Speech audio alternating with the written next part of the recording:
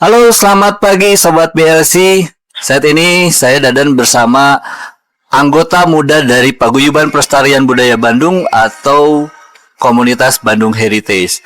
Apa kabar semuanya? Alhamdulillah baik. Baik. Pak Dadan. Sampurasun. Rampes.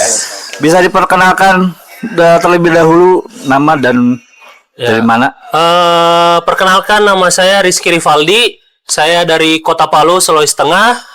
Jurusan saya sebagai perencana wilayah dan kota. Sudah lama menjadi anggota Bandung Heritage? Alhamdulillah sudah lama, dari 2023.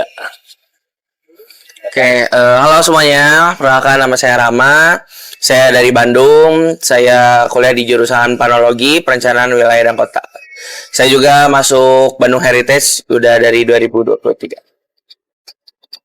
Oke, halo semuanya. Kenalin, nama aku Rizky. Aku juga dari jurusan Perencanaan Wilayah dan Kota. Asal aku dari Kota Bandung.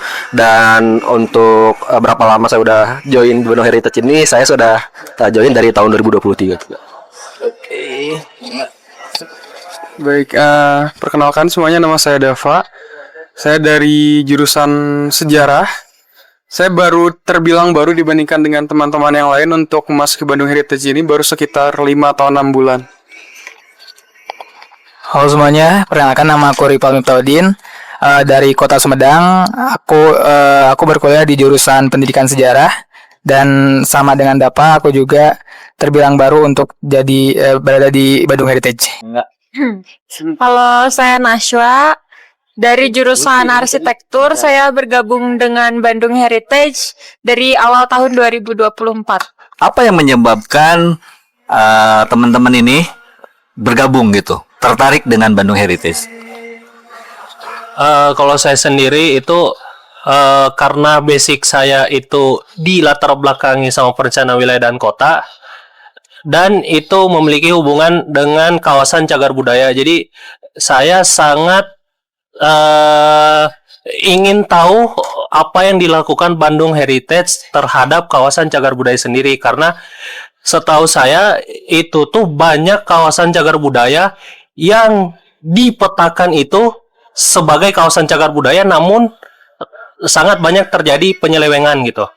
Nah, saya masuk ke Bandung Heritage ingin mengetahui gimana caranya sih untuk mengatasi penyelewengan tersebut di kawasan cagar budaya, seperti itu sih. Oke. Ya, teman-teman yang lain? Oke. Jadi jujur kalau saya sendiri waktu awal bergabung dengan Bandung Heritage itu karena kebetulan saya lagi ada tugas akhir, jadi ada rekomendasi dari dosen untuk ikut di Bandung Heritage, dan kebetulan di judul skripsi saya itu mengenai kawasan cagar budaya. Nah, waktu awal saya masuk, saya kan ikut kayak pertemuan bulanan gitu, dijelasin soal kawasan cagar budaya itu gimana, entah konservasi dan lain-lainnya. Nah, di situ saya baru tertarik. Makanya semenjak dari pertemuan bulan yang pertama, saya jadi sering ikut seterusnya gitu sih.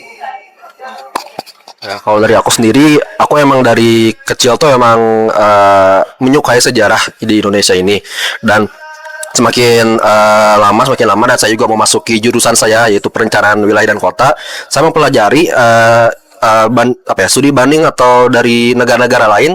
Ternyata di negara-negara lain tuh mereka sangat menjaga identitas sejarah mereka dari bangunan-bangunannya. Seperti di Prancis atau di Barcelona, mereka tetap menjaga bangunan itu padahal sudah beratus-ratus tahun tapi tidak diubah gitu bentukannya, dan mereka tetap menjaga. Nah, sedangkan di Indonesia memang ada, cuman banyak juga penyelewengan terhadap bangunan cagar budaya tersebut.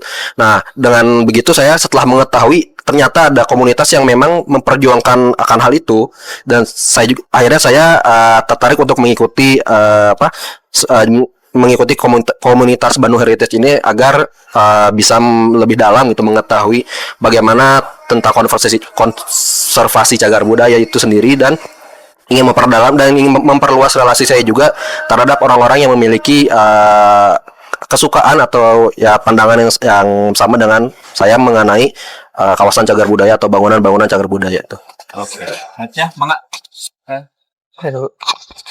Baik, kalau saya masuk Bandung Heritage dikarenakan saya menyukai sejarah dan di tempat-tempat atau bangunan-bangunan heritage itu terdapat nilai-nilai sejarah di dalamnya sehingga eh, kalau misalnya sebuah bangunan itu rusak, otomatis nilai-nilai sejarah yang terkandung di dalamnya juga akan hilang sehingga saya tergerak hatinya untuk ikut Bandung Heritage untuk melestarikan bangunannya dan tentunya untuk melestarikan nilai-nilai sejarah yang terkandung pada bangunan tersebut. Baik, alasan mengapa saya mengikuti Bandung Heritage sebenarnya awalnya diajak oleh rekan saya ini, lalu sebelumnya saya tidak bisa dibilang tidak terlalu menyadari akan pentingnya dari bangunan cagar warisan budaya yang setelah saya dalami atau setelah saya pelajari dari pertemuan bulanan, dari seminar nasional dan lain-lain, saya kemudian menyadari bahwa pentingnya bangunan cagar budaya tersebut. Dan bangunan tersebut juga sangat berkaitan erat dengan sejarah. Lalu untuk sedikit menyambungkan dari yang tadi Sumpah Pemuda, bahwasanya bangunan bersejarah atau warisan budaya ini sangat memerlukan sekali dari dukungan atau support ataupun sekedar minat dari pemuda-pemuda Bandung khususnya dalam melestarikan bangunan bersejarah. Oke, terima kasih. Selanjutnya, Ken Naswa. Kalau saya masuk Bandung Heritage karena latar saya dari jurusan arsitektur dan saya memiliki ketertarikan akan bangunan-bangunan heritage khususnya di Bandung. Kemudian saya mendengar ada komunitas Bandung Heritage dari dosen saya. Kemudian saya mencoba datang ke pertemuan bulanan dan berakhir mengikuti setiap kegiatannya sampai sekarang. Baik, kalau mau mendaftar kemana nih? Kalau misalnya dari nanti pemirsa ada yang tertarik untuk bergabung, mana nih? Silakan, siapa yang bisa? Oke. Mau kemana? Oke, mungkin buat teman-teman nih ada ketertarikan untuk masuk ke Bandung Heritage, bisa follow dulu akun Instagram Bandung Heritage. Dan nanti biasanya di akhir bulan suka ada pertemuan bulanan, teman-teman bisa datang ikut acaranya. Nanti kan ada panitia penyelenggara dan lain-lain di sana, bisa kontak aja gitu, minta Kak saya mau ikut jadi anggota Bandung Heritage dan lain-lain. Jadi bisa aja mulai dari follow Instagramnya dulu, terus nanti ikut pertemuan bulanan yang biasanya ada di setiap akhir bulan gitu. Sebentar lagi itu Hari Sumpah Pemuda. Nah, Ya. bagaimana makna Sumpah Pemuda bagi Anda? Kalau menurut saya makna Sumpah Pemuda itu berkaitan dengan patriotisme bagi para pemuda, karena kita itu dulu sempat dijajah, jadi sangat berhubungan bagaimana kita sebagai pemuda yang beralih dari masa penjajahan ke masa merdeka itu untuk semakin meningkatkan rasa nasionalisme kita sebagai pemuda untuk sebagai penerus generasi bangsa yang baru.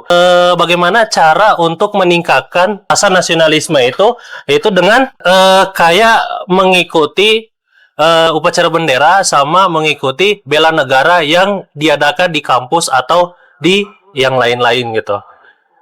Dan yang paling utama adalah ikut dalam kegiatan bergotong royong dengan kegiatan yang ada di masyarakat untuk saat ini. Seperti itu sih, Pak. Oke, masuk. Selanjutnya ini Rama. Oke, mungkin kalau dari saya simple ya, kayak Sumpah Pemuda itu bisa dimaknai sebagai pemersatu gitu untuk semua kalangan di Indonesia, terutama kan di sini kan konteksnya buat pemuda, di mana pemuda ini tuh sebagai penerus bangsa ke depannya begitu. Oke, kalau menurut aku yang paling penting itu Sumpah Pemuda ini dimaknai sebagai persatuan baik dari satu bangsa, satu tanah air dan satu bahasa. Dan mungkin kita juga bisa lihat gitu dari beberapa negara, Indonesia ini menjadi negara yang multikultural, yang mana dari seluruh suku bangsa ini disatukan menjadi satu bangsa namanya Indonesia, dan disatukan dengan satu bahasa, yaitu bahasa Indonesia. Dan ini mungkin tidak akan kita bisa jumpai atau sangat sulit dijumpai di negara-negara lain yang memiliki latar belakang kemerdekaan yang serupa gitu. Baik, kalau menurut aku Sumpah Pemuda itu dimaknai sebagai sebuah kesatuan, sama halnya dengan tadi Kang Rama, bahwa sebelum zaman pergerakan atau sebelum 1900-an Indonesia itu bergerak secara tersendiri. Namun setelah tahun 1900-an, terutama setelah 28 Oktober 1928 ditandai dengan Sumpah Pemuda, semua lapisan masyarakat bersatu, terutama dari pemuda-pemuda seperti Sekar Rukun, Yung Yapa, Yung Sumatera Bon, dan lain sebagainya, hingga menjadikan pada hari ini sebagai suatu perkumpulan atau pemuda-pemuda Indonesia, jadi tidak berdasarkan kedaerahan. Seperti itu.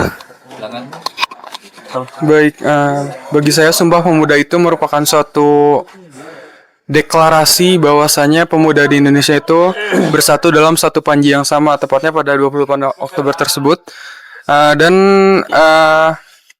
hal tersebut perlu direalisasikan dalam kehidupan kita sehari-hari, yang dimana dalam data dari BSP bahwasanya pemuda di Indonesia itu mencapai lebih dari 50% jumlah populasi dari seluruh rakyat Indonesia. Oleh karena itu, kita sebagai pemuda sudah seharusnya untuk melakukan kegiatan yang positif dan berproduktif dan yang menguntungkan bagi bangsa, negara, dan rakyat kita dan rakyat Indonesia. Sekian. Terima kasih. Selanjutnya Mangga. Kalau dari saya tentang memaknai Sumpah Pemuda sebagai pemuda sendiri, karena pemuda ini persatuan ya, yang dari dulu kita ini jadi setelah adanya Sumpah Pemuda kita bisa memaknai sendiri persatuan kita sebagai pemuda. Jadi kita bisa mengamalkannya dalam kehidupan sehari-hari sebagai pemuda, dan rasa nasionalisme kita sebagai pemuda dengan cara yang bisa kita buat sendiri. Dengan apapun kondisi negara kita saat ini, kita bisa melakukan hal-hal positif sesuai keinginan kita sebagai pemuda dan bersatu sebagai sesama pemuda juga. Baik, terima kasih, luar biasa sekali para pemuda di kiri dan kanan saya ini memang punya semangat yang luar biasa, dan semoga dapat menginspirasi kita semua, khususnya para pemuda pada saat ini. Sebuah kalimat legenda dari Presiden Soekarno, yaitu bawakanlah aku 10 pemuda maka akan kuguncang dunia. Saya Dadan Nugraha pamit. Jangan lupa untuk subscribe, like, dan komen. Sampai ketemu di BLC Podcast berikutnya. Terima kasih.